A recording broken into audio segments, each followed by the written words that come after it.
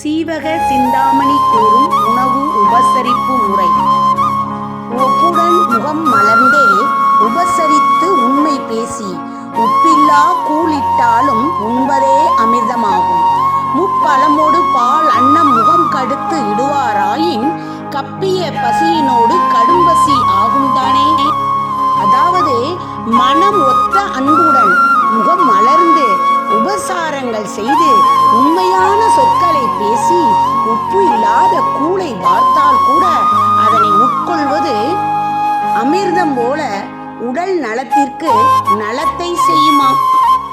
முப்பழம் என்று சொல்லக்கூடிய மா, பழா, வாழை என்னும் பல வகைகளோடு பால் சோற்றையும் உள்ளத்தில் அன்பு இல்லாமல் முகம் சுளித்து விருந்தாக இடுவார்கள் ஆயின் அன்போடு இடப்படாத அந்த பகட்டான உணவை உண்டால் முன்னே வயிற்றை முட்டிக்கொண்டு இருந்த பசியோடு முன்பு இருந்ததை விட கொடிய பசியானது உண்டாகுமா. ஆசிரியர் என்ன சொல்ல வருகிறார் என்றால், உணவின் தரத்தை விட அதை அளிக்கும் அன்பான மனப்பான்மையே முக்கியம் என்று வாழ்க்கையின் தத்துவத்தை இப்பாடல் மூலம் உணர்த்துகிறார்.